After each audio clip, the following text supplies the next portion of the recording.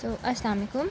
Now we are on to the second part of odontogenic infection, right?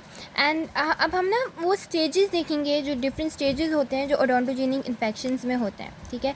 सबसे पहले हमारे पास आता है inoculation, ओके ये हमारा फर्स्ट स्टेज है. अच्छा, ये ऑस्पी क्वेश्चन भी होता है बाय द वे. इनोक्यूलेशन जिसको हम इडीमा भी बोलते हैं, ठीक है, which is our first stage. That is basically occurring from the first 2-3 days. So जो फर्स्ट डे से लेके थर्ड डे तक होता है वो इनोक्यूलेशन हो रही होती है, ठीक है.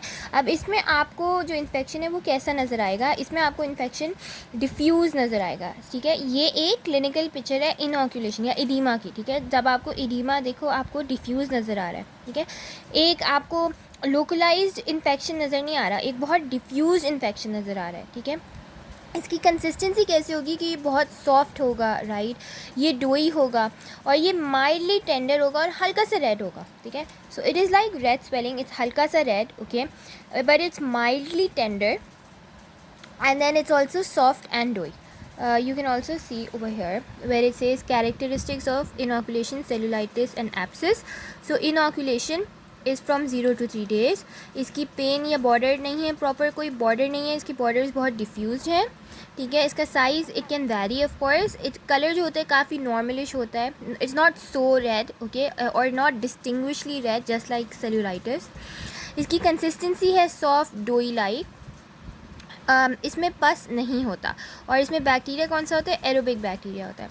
सो सम इम्पॉर्टेंट थिंग्स जो हैं इस इनोक्यूलेशन की वो यही हैं बेसिकली कि सबसे पहले तो duration which is from 0 to 3 days, borders which is basically diffused, and consistency which is jelly और dough like, and bacteria which is aerobic.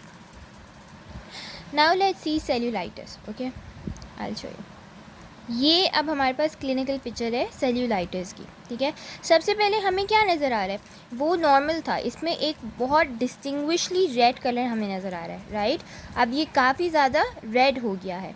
So cellulitis जो होता है फ्रॉम डे 3 to day 5 होता है और ये काफ़ी रेड होता है, ओके. ये भी डिफ्यूज़ है, जैसे इनोक्यूलेशन डिफ्यूज़ था उसका कोई बॉर्डर नहीं है, वैसे हमारे पास सेल्यूलाइटिस भी डिफ्यूज़ है, इसका कोई बॉर्डर नहीं है, ठीक है, पर इसमें पेन होता है.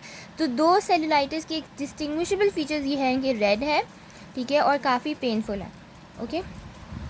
इसमें हमारे पास कौन सा बैक्टीरिया होता है, इसमें हमारे पास मिक्स्ड बैक्टीरिया होता है.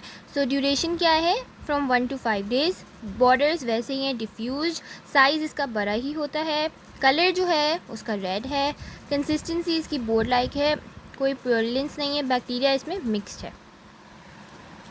आई will show you another clinical picture of cellulitis.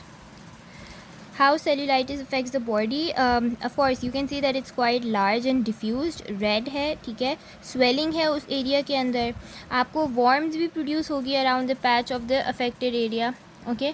Then आपको उस एरिया के करीब जो है swollen lymph nodes भी मिलेंगे और पेन और टेंडरनेस भी होगी around the infected area. Now let's talk about abscess. Abscess जो होता है वो हमारे पास डे 4 से डे 10 तक होता है, ठीक है. So from the 4th day, okay, up to the 10th day we have abscess. और एब्सेस का हॉलमार्क या you can say gold standard, या हमें जब हमें ये चीज़ नज़र आएगी हमें पता चल जाएगा कि येस ये तो एब्सेस है, वो है पस, ठीक है. पस, एब्सेस में हमेशा हमेशा आपको पस नज़र आएगी. अगर आपको पस नज़र नहीं आ रही इसका मतलब it can be cellulitis, it can be other stuff, right, but it can be an abscess. So it has to be from day 4 to 10. इसमें आपको पस नज़र आएगी, आपको जो सेंटर है ऑफ कोर्स पस नज़र आएगी तो सेंटर भी आपको शाइनी नज़र आएगा और ये काफ़ी लोकलाइज्ड होता है, ठीक है. और इसमें आपको बैक्टीरिया कौन सा नज़र आएगा, anaerobic. So let me show you over here clinical picture. Now this is a clinical picture of पस, okay, and I think you can appreciate the पस, ओके. सो यू कैन सी कि एक हमें शाइनी सेंटर नज़र आ रहा है, right, it's quite localised है, shiny centre, और हमें पस भी नज़र आ रहा है. If you cannot appreciate it in this picture, you can then definitely appreciate it in this picture, right? You can see कि हमें एक पस नज़र आ रहा है, right? ये हमें पस नज़र आ रहा है. So this is the third stage, okay. यहाँ से भी एक बार देख लेते हैं, ओके. इट्स फ्रॉम ड्यूरेशन कब है 4 to 10 days तक. पेन इसकी बॉर्डर्स कैसे हैं, लोकलाइज्ड हैं, ठीक है. कलर है इसका एक शाइनी सेंटर है, प्योरुलेंस इसमें प्रेजेंट है, and then bacteria is anaerobic. And the fourth stage is resolution, जिसमें हम एब्सेस को ड्रेन करते हैं, और बेसिकली जब हम एब्सेस को ड्रेन कर देते हैं तो हमारी हीलिंग जो होती है वो स्टार्ट हो जाती है. Okay, so we have 4 stages: inoculation, okay, cellulitis, abscess and resolution. अब हम बात करते हैं कि वो जो दांत का इन्फेक्शन है वो कौन सा पाथ लेगा, ठीक है, स्प्रेड होने के लिए, और वो जो है बेसिकली कौन सी स्पेसेस को इन्वॉल्व करेगा. ठीक है, हम स्पेसेस को थोड़ा सा समझते हैं. So first of all let us understand कि वो कौन सा पाथ लेगा. Now if you can see, और I will show you much better picture over here, right. So tooth का एपेक्स जो है वो हमेशा उस एरिया से इरोड करता है. इन्फेक्शन उस एरिया से हमेशा इरोड करेगा जहाँ पे उसको लीस्ट पाथ ऑफ रेजिस्टेंस का सामना होगा. ओके, सो इस पॉइंट पे हमें नज़र आ रहा है पिक्चर ए में कि क्योंकि दांत का जो एपेक्स है जहाँ से इन्फेक्शन स्प्रेड कर रहा है, और infection can be originated endo की वजह से हो सकता है, या पेरियो की वजह से ओरिजिन हो सकता है, what ever the reason is. Okay, अगर हमारा दांत जो है लेबियल बोन से करीब है तो इन्फेक्शन हमारा लेबियली स्प्रेड करेगा. और हमें सेकंड पिक्चर में नज़र आ रहा है कि यहाँ पे हमारे दांत का एपेक्स जो है वो पैलेटल एस्पेक्ट से करीब है, राइट. तो यहाँ पर इन्फेक्शन को स्प्रेड करने के लिए सबसे कम रेजिस्टेंस पैलेटल एस्पेक्ट से आएगी, इसलिए वो पैलेटल बोन को परफोरेट करेगा. Okay, now over here in Tucker this page says कि ज़्यादातर मोस्टली, ठीक है, जो हमारा मैंडिबुलर मोलर्स होते हैं उनकी path of least resistance lingual cortex में होती है, और जो मैक्सिलरी मोलर्स होते हैं उनकी पाथ जो सबसे कम होती है, right, they mostly perforate the buccal cortex. I will also show you here. So as you can see that over here हमारे पास मैंडिबुलर मोलर है, और and it is also appreciating the fact over here कि generally जो mandibular molar होता है वो इरोड करता है थ्रू द लिंगुअल कॉर्टेक्स. क्यों ऐसा होता है? बिकॉज इन दांतों का एपेक्स जो होता है, ठीक है, वो ज़्यादातर लिंगुअल एस्पेक्ट पे होता है. तो जब वो एपेक्स लिंगुअली करीब है, लिंगुअल एस्पेक्ट के करीब है, तो उसको लिंगुअली सबसे कम पाथ ऑफ रेजिस्टेंस मिलेगी. और लिंगुअल कॉर्टेक्स जो होता है वो बकल सरफेस से ज़्यादा थिन भी होता है. ठीक है, तो ईजियर पाथवे मैंडिबुलर मोलर्स के लिए लिंगुअल कॉर्टेक्स है. On the other hand for the maxillary molars the easier pathway is the buccal cortex. Why? क्योंकि हमारी फेशियल बोन जो होती है वो थिन होती है, and that's why it offers little resistance to erosion and becomes the path of least resistance. Okay, now let's talk about the spaces involved. okay, the spaces involved जो होती हैं वो डिपेंड करती हैं upon the muscle attachment. okay, ये determine करती हैं हमारी जो facial space involved होती है.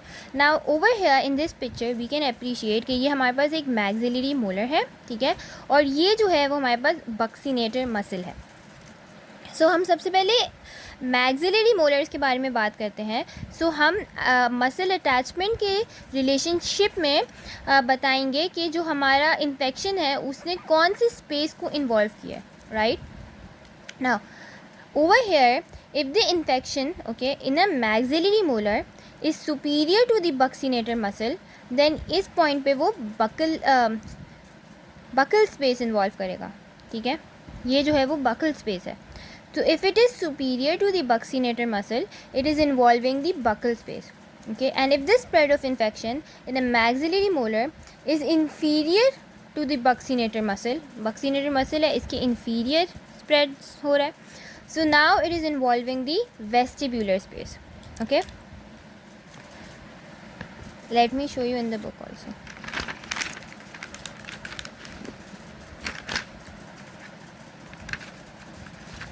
Okay, we can appreciate here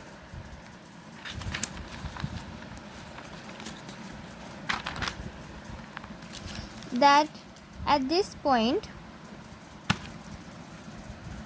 जब हमारा स्प्रेड, ओके, यहाँ पर ये जो स्प्रेड है it is inferior to the buccinator muscle. So ये हमारे पास जा रहा है वेस्टिब्यूलर स्पेस में. ठीक है, अगर ये इन्फेक्शन यहाँ से स्प्रेड हो रहा होता, ठीक है, तो फिर ये जा रहा होता हमारे पास बकल स्पेस के अंदर. Okay, vice versa mandibular molars में if the infection is inferior to the buccinator muscle, then it is going to the buccal space.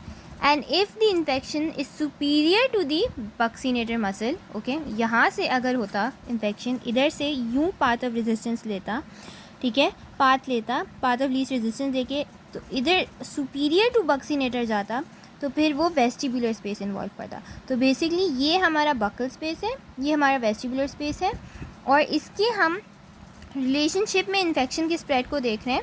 Okay, and we over here seeing the buccinator muscle.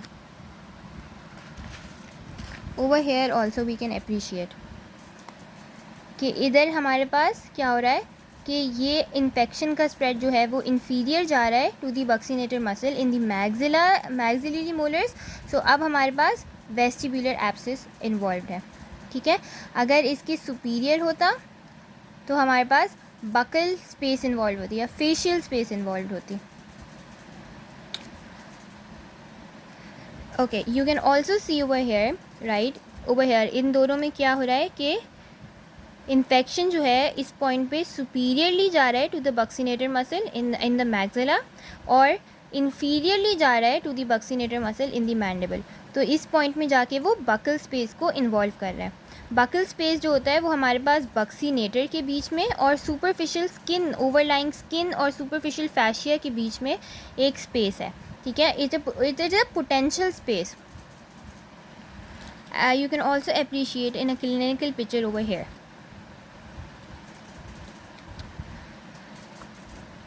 Again वो यही बात कर रहे हैं कि cortical perforation inferior है buccinator muscle की, तो बकल स्पेस इन्वॉल्व है.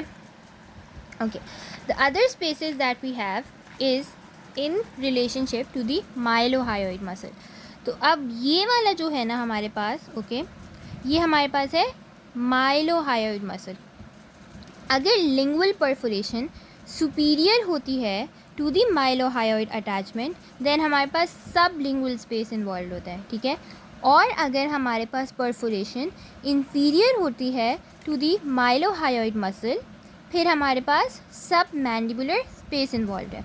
ठीक है, तो हमने बक्सीनेटर की बात की, अब हम लिंगुअली जाके माइलोहायोइड मसल के रिलेशनशिप से स्प्रेड ऑफ इन्फेक्शन को अप्रिशिएट कर रहे हैं. तो हमने बोला कि अगर इन्फेक्शन, स्प्रेड ऑफ इन्फेक्शन या लिंगुअल परफोरेशन सुपीरियर है टू दी माइलोहायोइड मसल, तो वो सब लिंगुअल स्पेस को इन्वॉल्व करेगा, और अगर वो इन्फीरियर है तो वो सब मैंडिबुलर स्पेस को इन्वॉल्व करेगा.